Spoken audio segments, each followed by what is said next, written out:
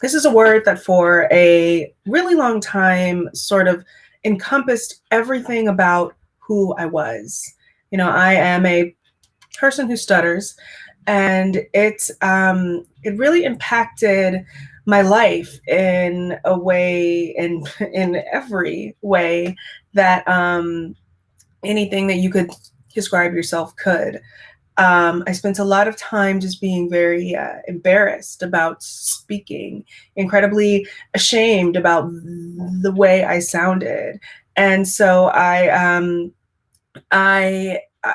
it shaped, how I view and approach communication in a way that for years and years was not productive. It wasn't positive. And so, after, all this time of trying to hide who I was, I sort of figured out that, I'm not a bad person as a result of having a speech impediment. However, I am a little bit different. And as a result of having this sort of situation like that is outside of the norm, I knew that I was going to have to make some changes. But before I get into that, I want to talk about a little bit about my journey to get here as a person who speaks about stuttering all over the world. So this is me when I was around 4 years old. I know, adorable. And this is around the age that my parents said that they began to see signs of some sort of speech impediment. But it's actually really normal to have kids who are between the ages 3 to 5 have a speech impediment, and the vast majority of them, they just outgrow it by the time they hit first or second grade. Well, as time continued to go on, it became incredibly clear that, I wasn't going to grow out of this. This was going to be, excuse me, a part of my life. Sorry. And so, as a result of just being really insecure about how I talked and how it took me a little bit longer to say things, I began to develop these little speech neuroses. There are sounds, N's and M's and P's and T's that where I have a little bit of a problem, saying things occasionally. And so, I would begin to avoid all of the words that I felt really uncomfortable saying. And another thing that I would do is I would just, avoid conversations that, I wasn't totally comfortable having because I didn't know if I was going to be able to be fluent or not. And so, over time, I got a little bit older and, things get a little bit harder in school. You have to spend more time reading. You have to spend more time talking and doing presentations. I began to just get a lot more and more afraid of talking and more angry that, I had to deal with this speech impediment. Why did I have to be so different in a really bad way? And so, I went through life. I went through high school. I went through college. I got out into the workforce. And, I just thought, and well, I hoped that by the time I hit, my adulthood of 22 or 23 or 24, that I would just be so comfortable that I wouldn't stutter anymore because I would be a grown-up and it's not a big deal. And that isn't what happened. I spent a lot of my 20s being afraid to really pursue the, kinds of work that I knew was going to make me feel, really happy, work that I was passionate about, because I was too afraid to just go out there and to try to hit the kinds of jobs that would lead to that work. And so I finally sort of came to a point in my life when I knew that, okay, like, if I keep going this route, I'm never going to be happy. I'm never going to have really great relationships with my parents or with my friends or with, other family members, or even, or especially with a significant other. And so I decided that I had to sort of face this fear of talking head on, and that's when I chose to pursue public speaking. Now, I'm not saying that I was pursuing public speaking as a way to like find a new career and travel the world and be a consultant and work with really amazing companies, because that was so far beyond what I thought was possible for me. Again, I'm a person who stutters. I'm from Illinois and smack dab in the middle of USA. That's just not what you do, But, as I was giving that first talk, I realized that, one, I can do this.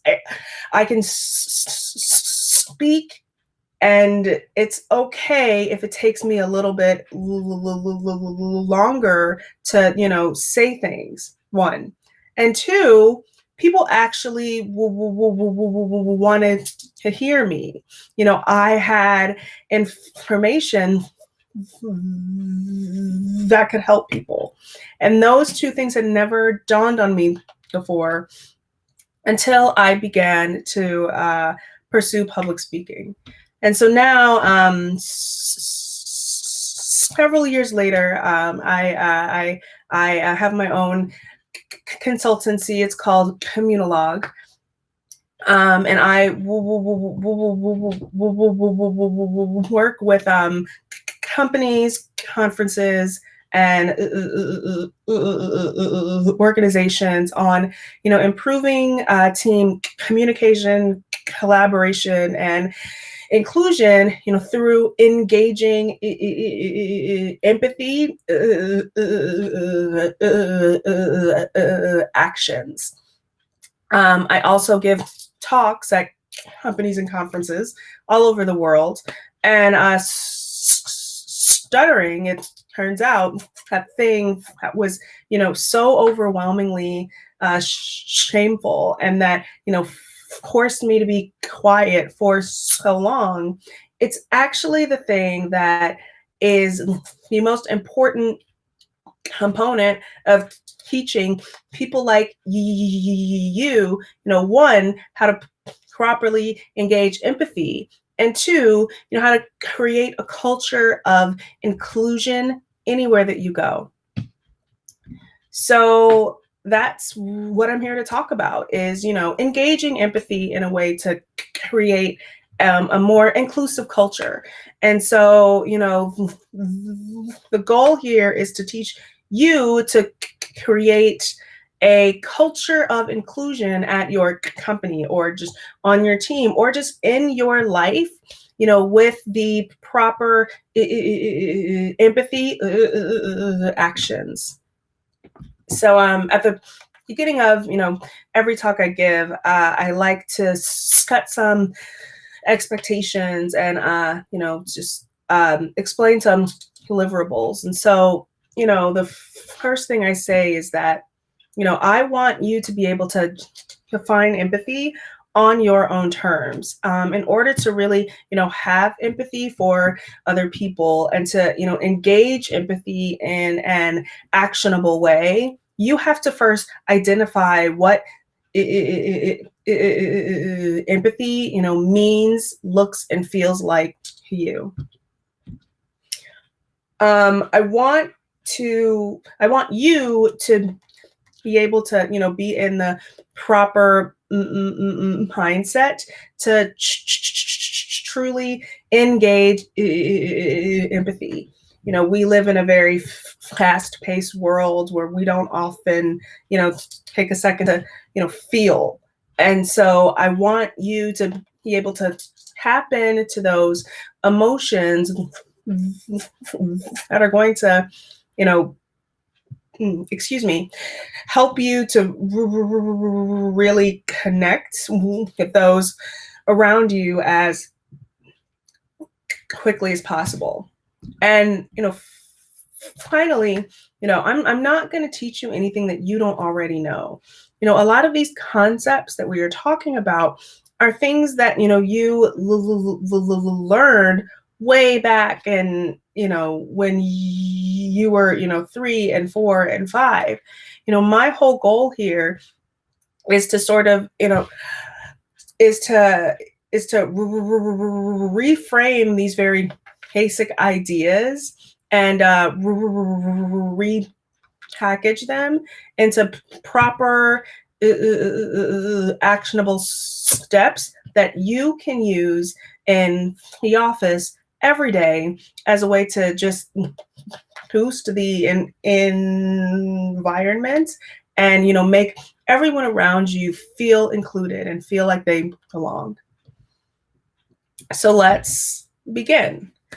In order to engage empathy, we first need to talk about what empathy is. And so the definition that I hear a lot, and it is the dictionary definition, is the ability to understand and share the feelings of another person. And I think that that's a great definition. It explains it well, but the problem is that it doesn't give you any sort of action items. It doesn't tell you here's what you have to do. And that's because empathy as a noun is an idea. It is intangible. It doesn't have any real meaning until you give it some sort of directive. And so over the course of the years, as I was giving these talks and talking about this, I knew that I had to figure out how I could explain this very abstract concept, right? And so I thought, what's a similar concept that everybody knows and everybody understands, but nobody gets? And then it came to me. That concept is love. Oh, so brand new love is exciting. You think you can do absolutely anything because this person is in your life. You write ridiculously, embarrassingly, just dumb text messages. I don't know who has time to do all of this. Nobody has time for this. Well, I guess now in quarantine, we all have time for a lot of stuff we didn't think we did. And so you write long text messages about how this is the best person ever. You have to show people when we could go places, at least here in America, we're still not supposed to be going places, how much you love them by doing really, really regrettable things like wearing matching denim outfits,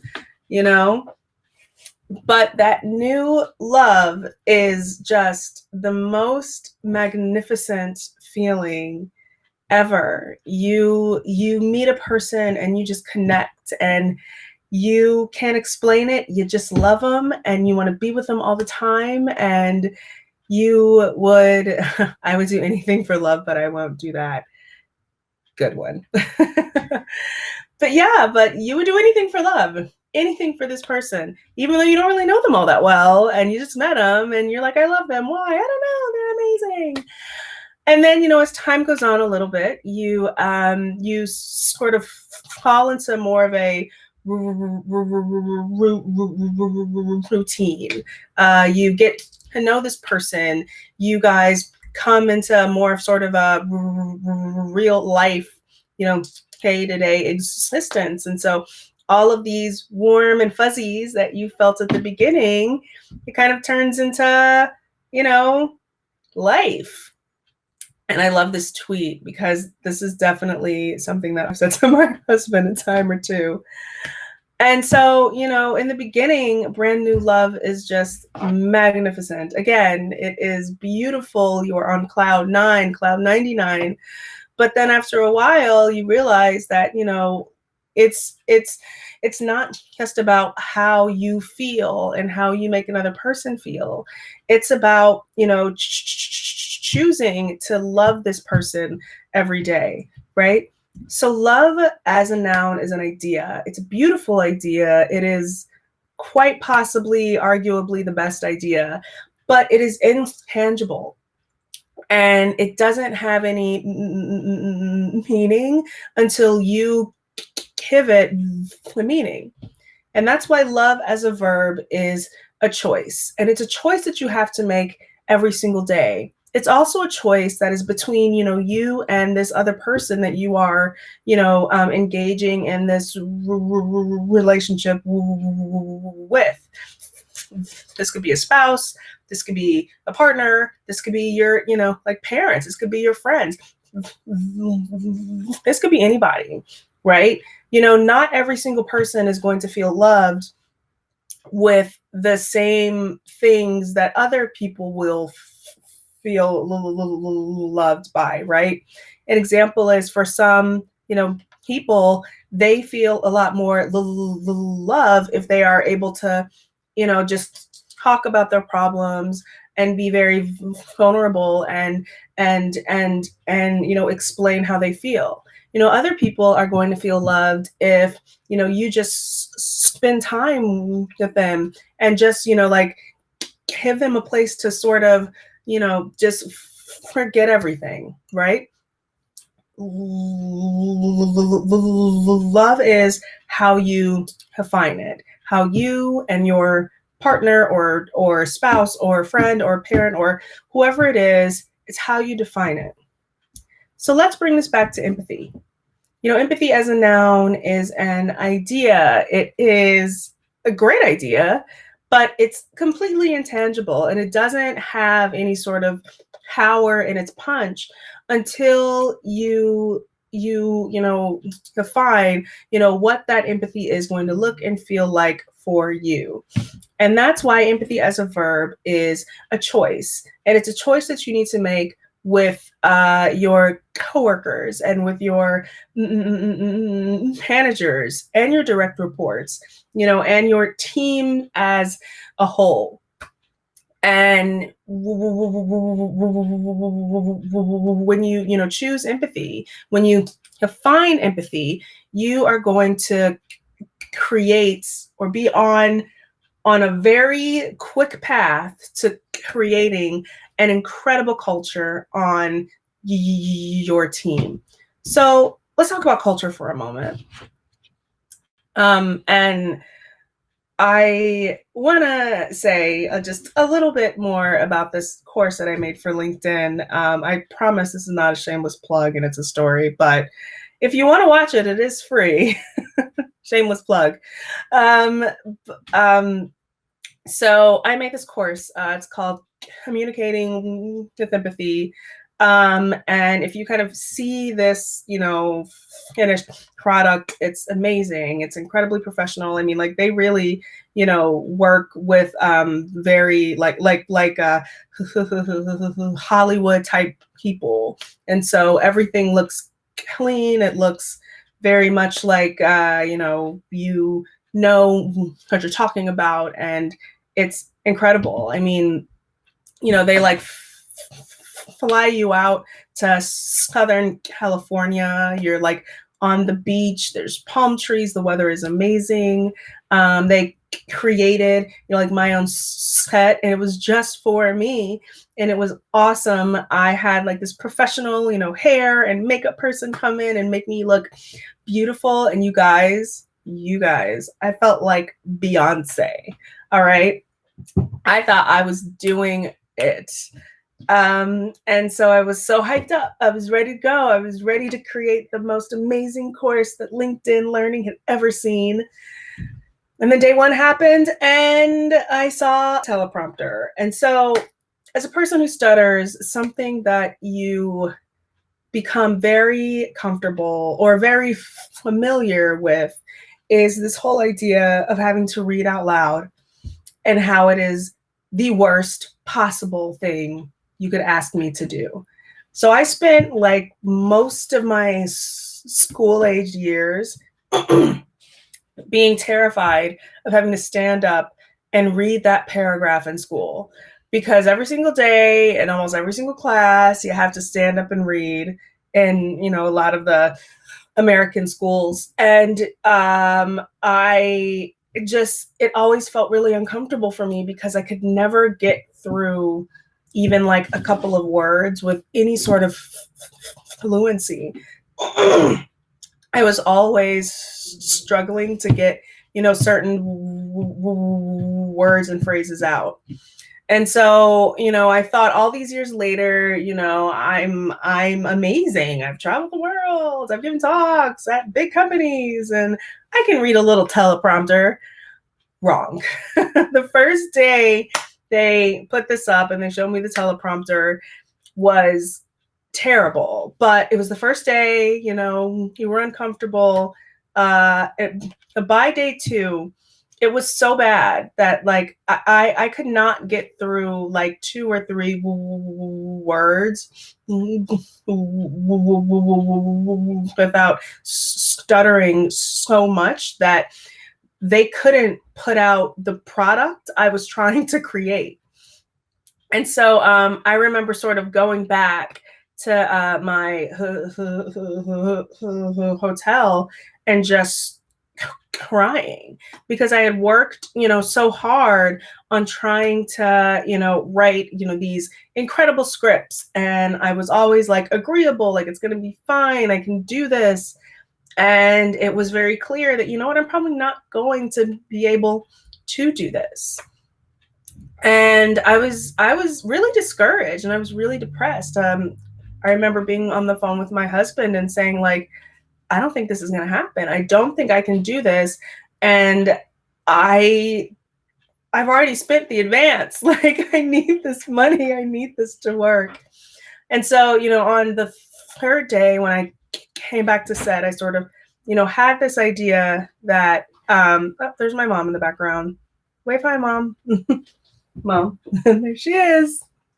I'm at my parents' house, so this is this is what's going on. They say hi, Mom. Okay. There's a lot of them. Well, I'm at my parents' house. You know, anything can happen. You know, in the world of Corona, this is what can happen. And so, you know, on the 3rd day, I came back to set and I said, okay, look, I have an idea. I would like to try this. And so I said, you know, can you guys just not be in the room? Is there a way that it could just be me and the camera and like all of the lights? Like if I'm by myself, I would probably feel just a little bit more comfortable and a little bit more relaxed, enough to just be a little bit more fluent. And they said, sure. And so everybody left the room and they set it up. So I was able to, you know, be by myself in the room. And lo and behold, I was able to sort of get through, you know, all of the scripts with enough fluency to really, to you know, create a product that they could actually, you know, use. And, you know, I look at that whole situation and think, okay, one, I probably should have been just a little bit more upfront with them about like the worst case scenario. And, you know, that's on me. I thought that it would be fine, but I didn't tell them it could not be fine. And then I get there and everybody's really shocked and everybody's really disappointed. You know, I was a part of the reason why the entire culture of that experience was really bad. But then halfway through, I was able to, you know, identify exactly what the problem was. And then it's, you know, pivoting. How do I work within this space, in this environment, on this team, and be as productive as possible? And so then, I was able to say, okay, look, here's what I can do to make this whole experience better.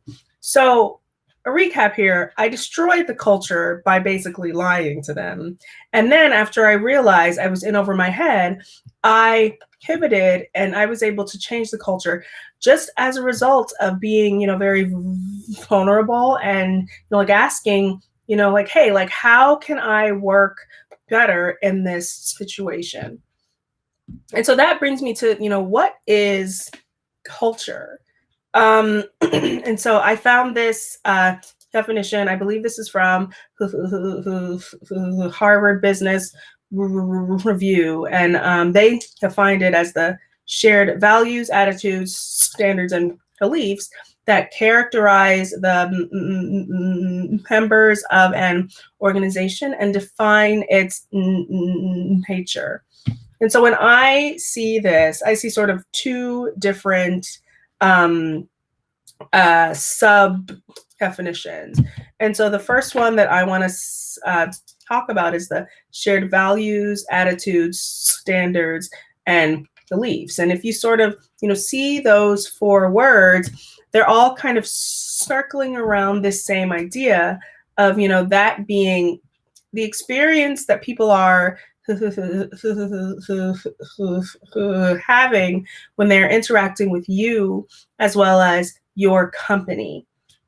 And so if you go back to my experience with LinkedIn, the experience that they were having with me on those first 2 days was terrible. But that was because I wasn't actually being easy to work with. In my quest to be this, like, yes, I'll do anything. This is going to be great. I'm going to work really hard and everything will be all sunshine and roses. Like not saying, but hey, here's what could actually happen as well. Like not being transparent, it almost destroyed the experience that everybody else on my team was having as a result of my behavior. So the other aspect of this definition is that second half, and that is define its nature. Culture defines you, but it doesn't define you in, all the ways that you necessarily think. For me, one second. I have a cold of some sort I promise it is not corona. It is allergies, but I've been coughing a lot, so need a water break real quick.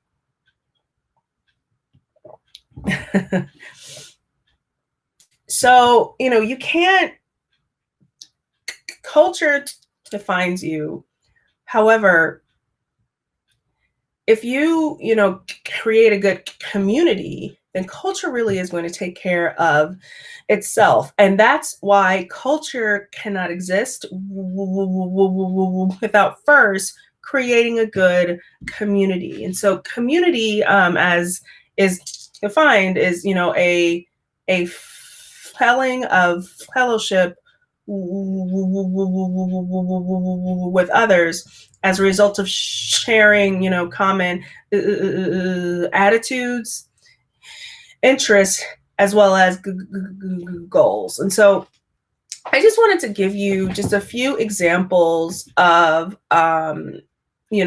companies, organizations that have created the communities inside of their walls that have really defined their cultures outside of their walls. And so here are a few. If you think of TED, it's, ideas worth spreading. And so the community that they have built inside of TED is that, they are going to invite the most, fascinating or the, smartest or the funniest or the weirdest, whoever, speakers from all over the world. They're going to create a ton of events, again, all over the world, and just have them share stories like that are going to, one,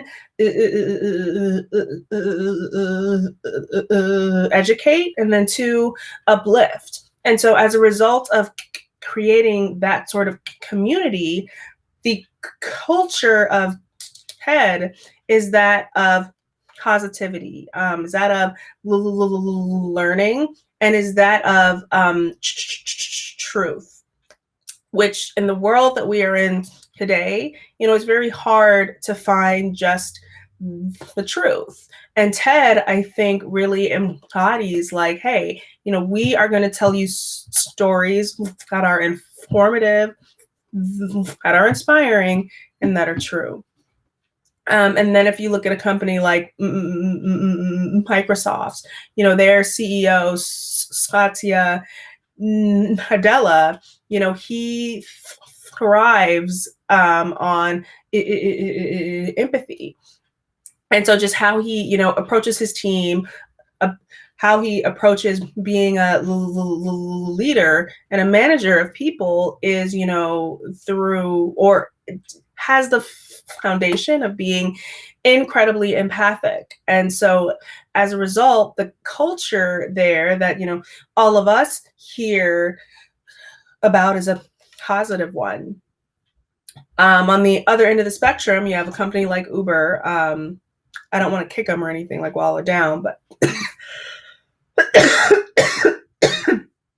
we all know, like how bad things were at Uber for a while.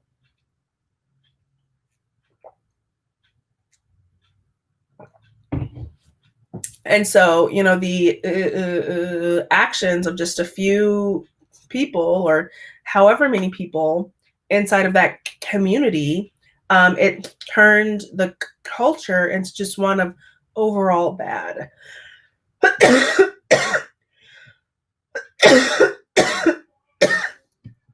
Sorry, cough attack. Of course, it happens during my talk.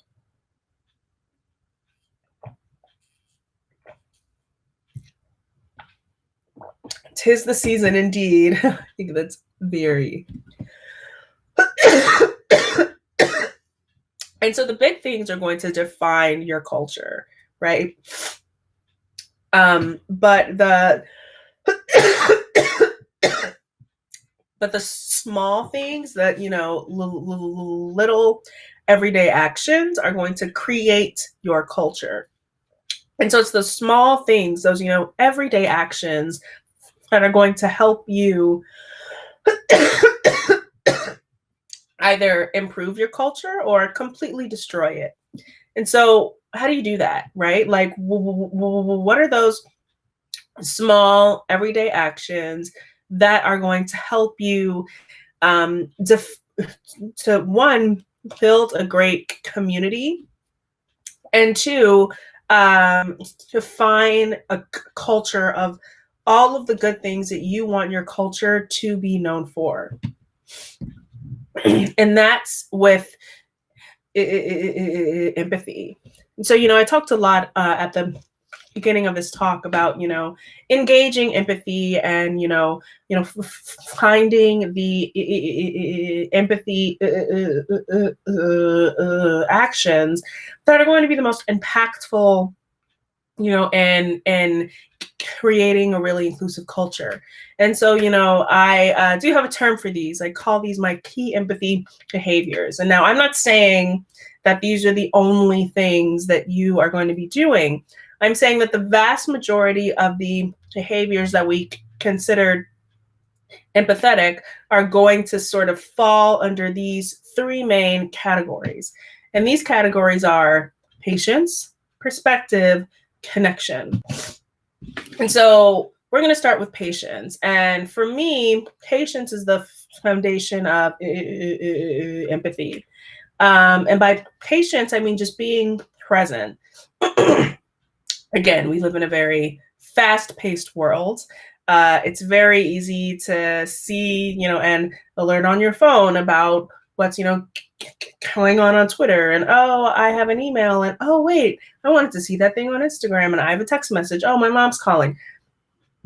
Excuse me. There's so many things going on constantly that it's hard to just be present in our, everyday lives. And so you have to be present. And that means a lot of times to just stop.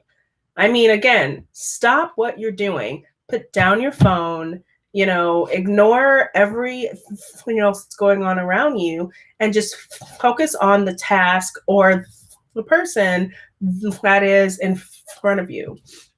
And if you begin to get, a little bit antsy about, not being able to engage in other things as you're engaging in the most important thing, which is the one that's in front of you, I want you to remember the why of this interaction.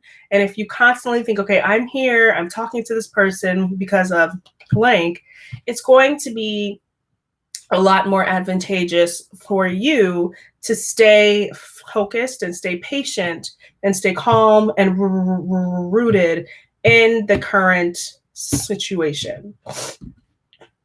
The next one is perspective. And I call perspective the root of understanding.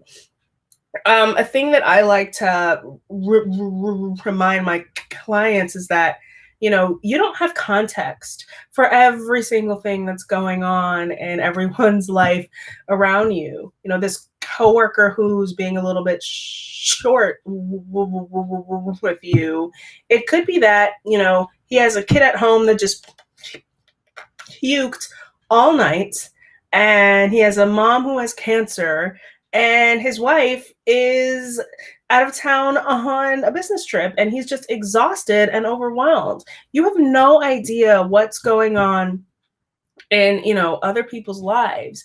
And so if you just remind yourself that you don't know everything, it's going to be a lot easier to sort of go with what's, going on with you and this person, and to, approach this conversation from a place of compassion, from a place of understanding. And then I also say to think before you speak. Again, if you don't know everything, if you don't have context for everything, then, and you're also patient, then, it was key empathy behaviors, Ileana, beautiful name. Thinking before you speak is going to be important because it is going to help you sort of, reframe or just evaluate what you were going to say from a place of understanding. And, you want to eliminate as many biases as possible. And so the thing that I like to do is to repeat what the person said to me. And I do this for a couple of reasons. One is to, have clarity on exactly what the person said. And two is to filter it through my biases, right? We often don't hear what people say. We hear we hear our opinion of what people have said. And so by repeating it, we're, doing a better job of hearing exactly what they said. I'm going to do a quick publish of the Q&A question I just got. I think I did it wrong. Whoops. I'm sorry. I'm trying really hard to do the Q&A. Let's see if I can find it over here somewhere. Oh, there it is. There it is. It's key empathy behaviors. So there you go. All right, back to the presentation. And the final thing that I want to tell you about is connection. And connection is the real reason why we communicate. Things that I want you to keep in mind here is that, every interaction, every conversation is its own entity. You are, having a conversation with someone, and, the beginning of it and the end of it are its own things, right? Every conversation that you have is going to lay the foundation for the next conversation that you have. If you had a bad conversation before, it doesn't mean that, like, this conversation is also going to be bad. It just means that you need to, like, approach this conversation as its own thing, right? So you want to speak with intention first, and then for impact second. The intent here is always going to be the, one to keep the relationship going and to keep the conversation, pushing forward. And then I say that this is the beginning. Every time you end a conversation, again, it's it's continuing to build upon a relationship. Relationships, they sort of go through all of these phases. They, ebb and they flow. And so, every time you end a conversation, you are beginning, a new aspect of your relationship. So in order to really connect, you have to make sure that you're communicating with patience and perspective, in order to really help empathy to grow. So this is the end of my presentation. Here is all of my contact information. I am actually creating a longer form course, on these key empathy behaviors. And that's going to be available on my website towards the end of this year, in Q4, in the fourth quarter, probably around November. And yeah, I'm incredibly active on Twitter as well as on LinkedIn. So please reach out. I love to get your notes. And then if you have any other questions, you can also send me an email. And with that, thank you to everyone here who was a part of this amazing conversation. And thank you to everybody over at IT Matters, especially Joanna, for putting this whole thing together. She's just an absolute gem. She works really hard, and it's been an absolute joy to be a part of this. So, Crystal, take it away. Thank you so much, Sharon. I absolutely loved your talk. It was amazing.